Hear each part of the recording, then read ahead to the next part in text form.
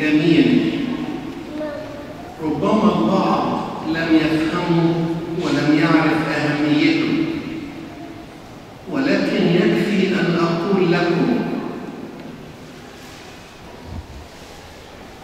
إن أول دولة في كل دول أوروبا اعترفت بالكنيسة القبطية الأرثوذكسية كانت دولة النمسا، واليونان اعترفت الحكومة في الأسبوع الماضي اعترفت بالكنيسة القبطية الأرثوذكسية المصرية باليونان، اعترفت بها على أنها كنيسة قائمة ككيان مستقل يعمل على أرض اليونان. كتير من الناس لسه مش ما بيعرفوش آثار هذا الأمر. أولاً لازم حضراتكم تعرفوا الآتي: إن كل هذه السنوات أو يسألوا هو كل السنين دي وكان لسه الحكومة ما اعترفتش بالكنيسة القبطية؟ أيوة. ليه؟ من أيام الثمانينات، من أيام ما بدأت الخدمة في اليونان سنة 84، كنا بنعمل ككنيسة غير معترف بها، وكنت أقدس وأناول الشعب، ولكن ككنيسة غير معترف بها.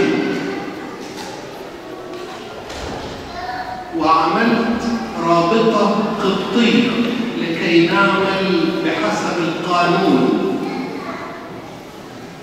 وبعدين جه الأب أثناسيوس حنين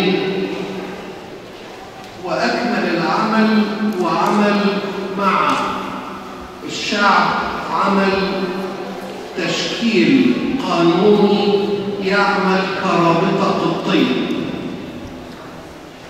وبحسب القانون الموضوع ظللنا طوال كل هذه السنوات نعمل مع الحكومة اليونانية من تحت غطاء قانوني اسمه الرابطة القبطية الأرثوذكسية للشعب اللي عايش في اليونان.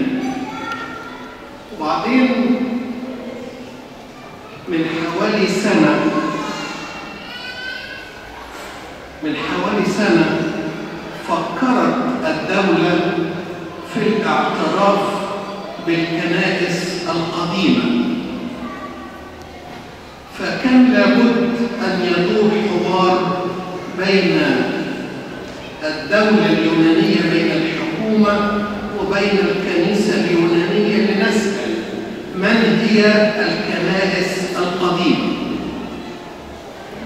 ودخلنا نحن ضمن الكنائس القديمة ضمن 5 كنائس قديمة، هم الكنائس الآتية: الكنيسة القبطية الأرثوذكسية، الكنيسة الإثيوبية الأرثوذكسية، الكنيسة الكاثوليكية، الكنيسة الأنجليكانية الإنجليزية، والكنيسة الإنجيلية.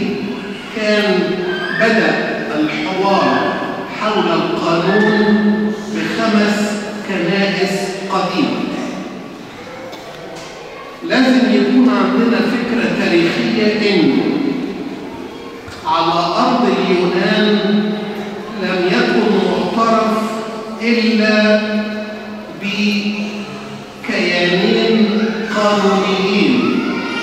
كان معترف بالطبع بالكنيسة اليونانية الأرثوذكسية، وكان معترفاً بالجالية اليهودية. دول اللي كانوا يستطيعوا إن هم يعملوا أو يجمعوا تبرعات أو يعملوا على إنشاء أماكن للعبادة خاصة بهم. لما ظهر من حوالي سنة موضوع الاعتراف بالخمس كنائس القديمة، كان السبب والفضل في ترشيحنا لرئيس الأساقفة إيرونيموس ولسكرتير المجمع المقدس المطران غابرييل. وإحنا من الكنيسة القبطية نشكرهم على ترشيح الكنيسة القبطية لتكون ضمن الكيانات القانونية التي تعمل على أرض اليونان. زي ما قلت لحضراتكم قبل كده إن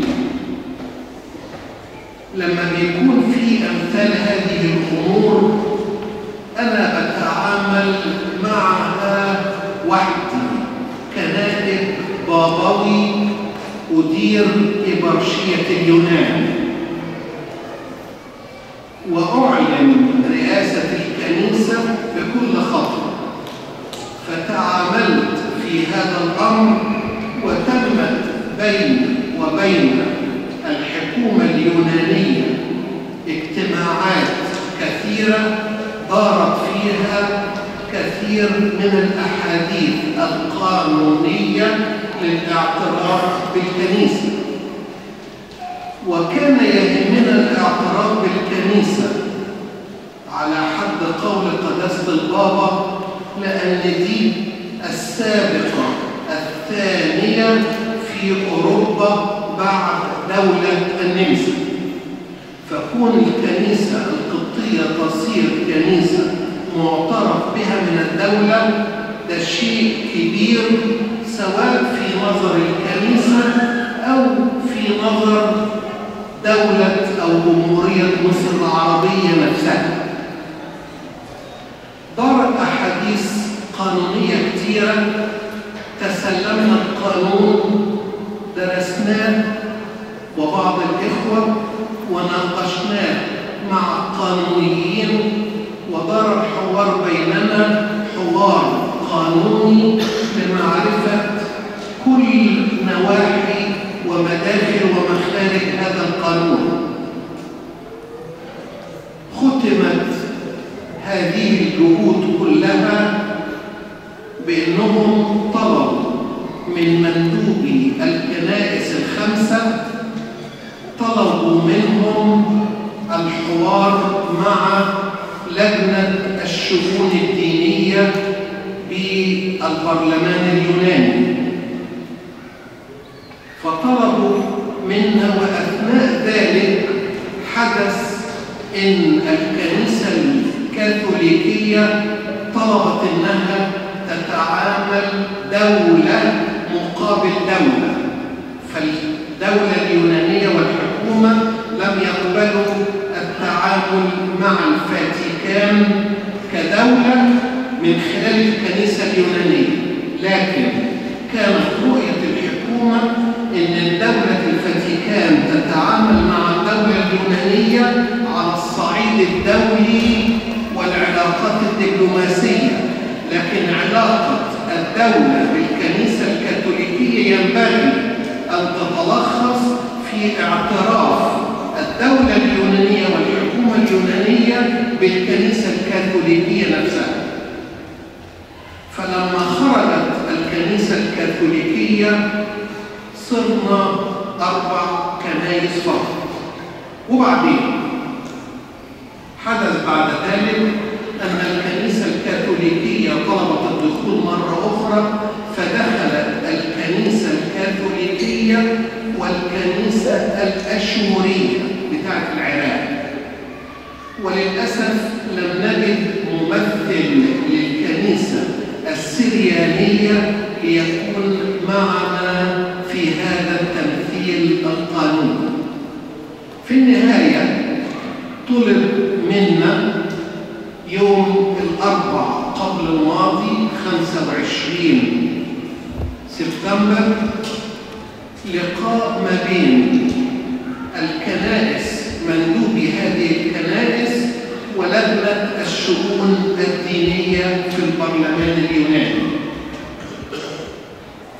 في وجود الآباء الأساتذة اللي كانوا ضيوفنا، نيافة الأنبا يوسف رئيس دير أنبا أنطونيوس، نيافة الأنبا دانيال رئيس دير أنبا بولا، ونيافة الأنبا إيبيفانيوس رئيس دير أبو مقار، وكان معانا أبونا إيريناوس. هم سمحوا بدخول 3 شخصيات بس، ودخل أبونا إيريناوس معاهم على إنه يترجم لهم لأنهم لا يعرفوا اللغة اليونانية. وبعدين حضرنا في البرلمان، تكلم مندوب أو رئيس أساقفة الكنيسة الكاثوليكية، تكلم أولاً، وكان حصل بيني وبينه اجتماع سابق في كنيسته في أخرنون، الكنيسة الكبيرة الكاثوليكية اللي ليها حوش كبير ديت في أخرنون. وحصل بيننا حديث طويل على موضوع الاعتراف بينا ككنيسة قائمة وكيان قانوني قائم بذاته. وفعلا يوم الأربعاء 25 تكلم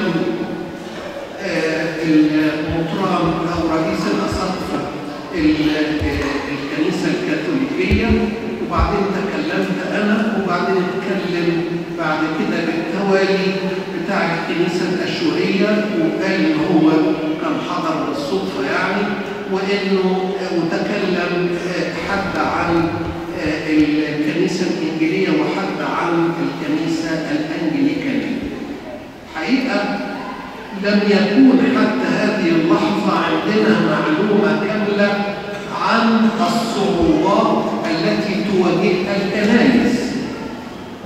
فمثلا تكلم مندوب الكنيسة الأنجليكانية وقال الآتي: قال أننا نعمل على أرض اليونان من أكثر من 40 سنة ولا نستطيع لا فتح حساب في البنك ولا تكوين مجلس للكنيسة، لدرجة إن هو قال إن إحنا بنعمل من خلال السفارة الإنجليزية الممثلة للحكومة الإنجليزية على أرض اليونان. تكلم كل مندوبين الكنائس، وكان حاضر البوليفتس أعضاء البرلمان الخاصين بلجنة الشؤون الدينية، ومعهم كان موجود وزير التعليم أندريا لوفانوس، وكان موجود معاه السكرتير العام للوزارة المستر يورجيو كالاتزيس. المهم إن إحنا تكلمنا وقلنا كل كنيسة قالت شكواها من عدم الاعتراف بها حتى الآن. إحنا لم نشكو لأحد. أنا قلت كلمة مختصرة شكرت فيها أولاً الحكومة اليونانية والبرلمان اليوناني على هذه الخطوة المباركة، وشكرت الأشخاص اللي قاموا على تكوين الجسم القانوني لهذا القانون.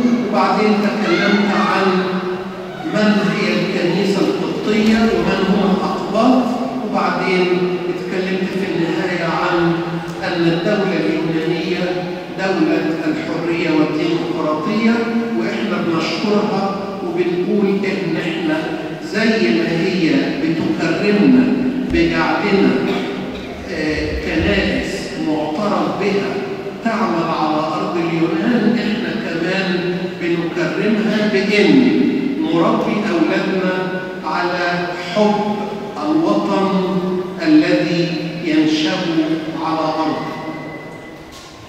في نهاية الكلمة أنا كانت كلمتي مكتوبة، فلما حطيتها جنبي جت سكرتيرة الجلسة وطلبت، لأن دي الكلمة الوحيدة تقريبا اللي كانت مكتوبة، طلبت مني ضم الكلمة إلى البراكتيكات بتاعت محضر الجلسة.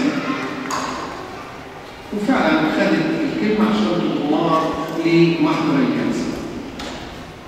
انتهينا يوم الأربعاء 25، وبعدين يوم الثلاث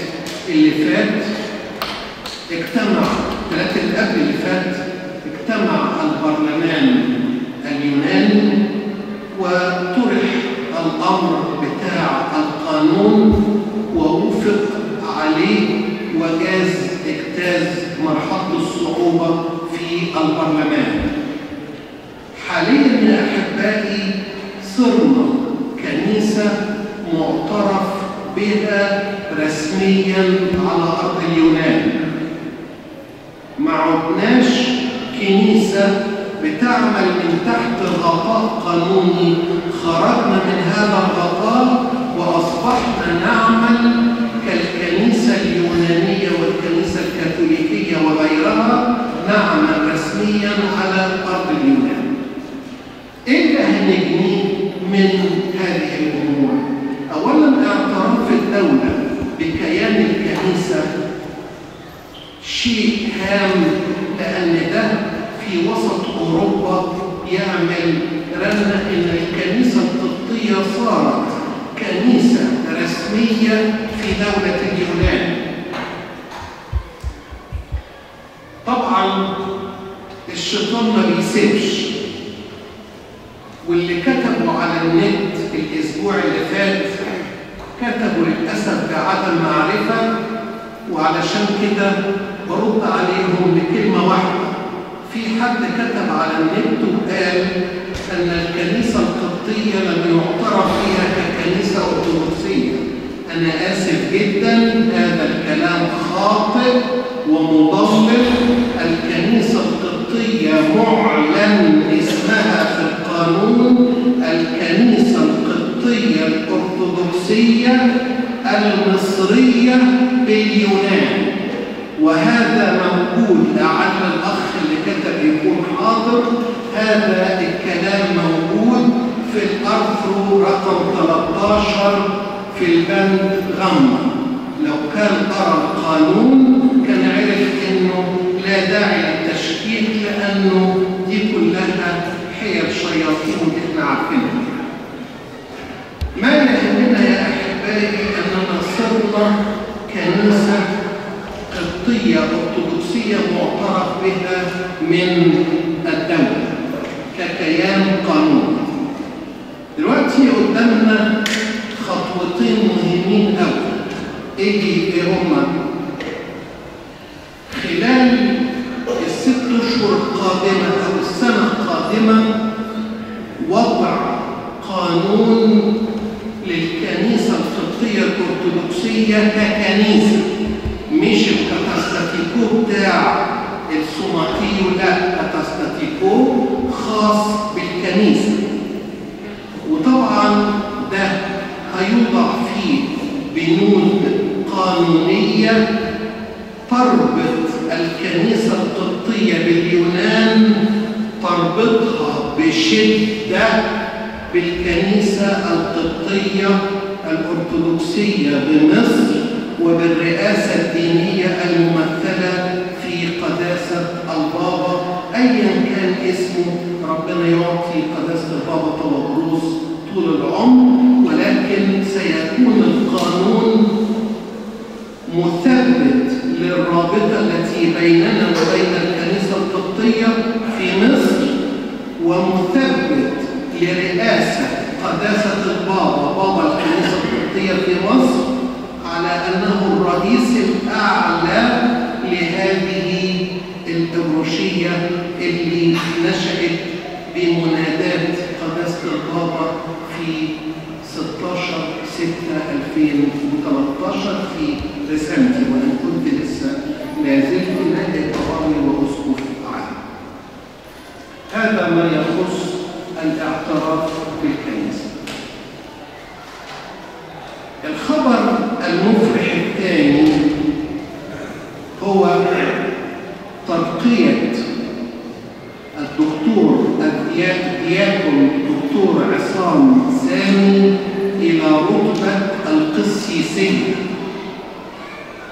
طبعا بتقروا كتير على النت، ولكن ما يهمني أن قداسة البابا شخصياً راضياً بهذه الرسالة، واضعاً يده الطاهرة، مقيماً الدكتور عصام باسم أبونا القس إفرايم سامي سعيد.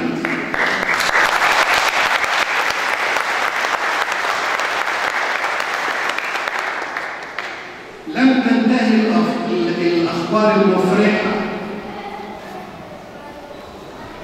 سأقول العنوان القادم للأحد القادم، وستكون مفاجأة لكل من شكك في موضوع كنيسة اليوم. حد الجاي هقول لكم خبر مفرح جدا جدا جدا جدا،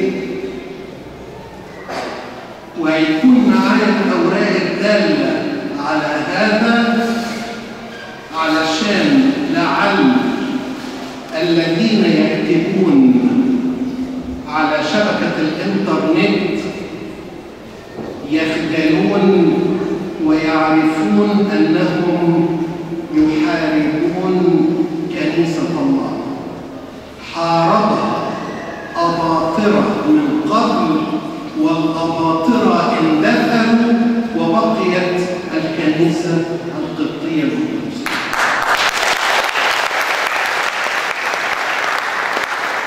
عشان كده عشان يبقى عندنا في كل مرة أخبار مفرحة، إن شاء الله الحد الجاي اللي عايز يسمع الخبر الكبير يكون موجود معانا في قداس الأحد القادم.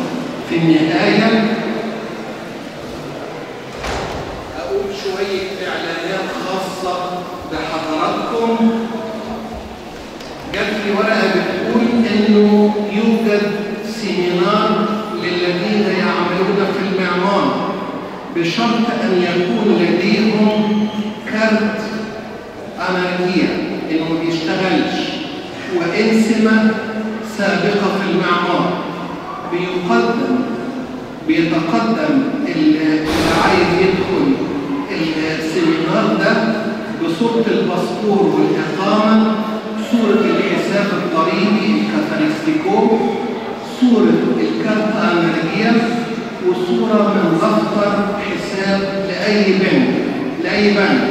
وسيتم التقديم حتى نهاية أكتوبر 2014، ويبدأ السيمينار في أول ديسمبر ولمدة شهرين. وفي نهاية مدة السيمينار يحصل العامل على مبلغ 1200 يورو. العنوان عندي واللي عايزه يجي ياخده مني.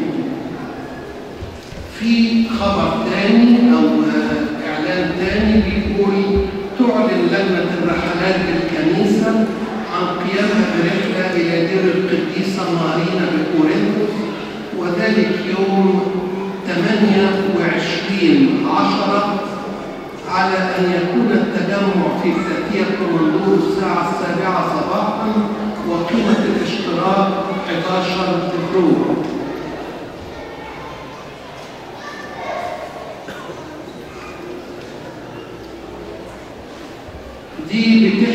الورقة دي بتحكي نفس اللي قلته في الأول على السيمينار ده، بس بيضيف عليها إنها لكل المهن اليدوية، نقاشة وزباكة وحدادة وبوية وجبس سنيدة وتصليح موبايلات وتصليح تلفزيونات وفني كمبيوتر برمجة وإعادة تصنيع وتركيب بلاط وتجارة ونجارة ولحام وحديد وغيره. يعني معناها كل ما يخص الصناعات اليدوية. كل من يعمل في صناعة يدوية يستطيع التقدم، وأنا معايا العنوان بتاعهم بحيث كل واحد يكون عارف حقه. الموضوع الأخير هو الآتي، إنه برضه جالي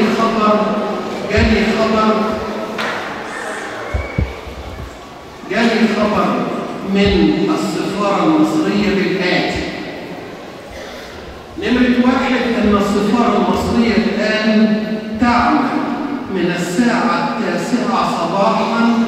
وحتى 5 بعد الظهر دون انقطاع. يعني تقدر تخرج في أي وقت من شغلك وتروح تعمل اللي انت بتعمله لغاية الساعة 5 العصرية. نمرة 2 إنه الكلام ده ينطبق على من الاثنين لغاية الجمعة. أما يوم السبت فبيشتغلوا من الساعة 10 صباحا وحتى 2 ظهرا. فاللي له أي شيء يعمله في السفارة ممكن في الأورانيو ده يروح يعمل شغل. الحاجة الثانية إنه بتفكر وزارة التأمينات الاجتماعية في مصر إنها تعمل معاش للذين يعملون في الخارج وعاملة استمارة بحث حالي. استمارة البحث دي بتسجل فيها المعلومات بتاعتك وبتقول انت تحب يكون ليك معاش في مصر ولا لا، انت تحب ولا ما تحبش، تحب المعاش ده يكون اجباري ولا اختياري. يعني استمارة بيشوفوا فيها رغبات المصريين في الخارج. هذه الاستمارة برضو هتكون معايا يوم الحد الجاي ان شاء الله، بحيث ان اللي عايز استمارة ياخد استمارة، يكتب اسمه وياخد الاستمارة يملاها ويرجعها لي عشان نرجعهم تاني للسفارة مشكورة بالعمل الذي تعمل. أشكر لكم حسن إنصاتكم. تفضلوا أخو عشان نقولكم بسلام.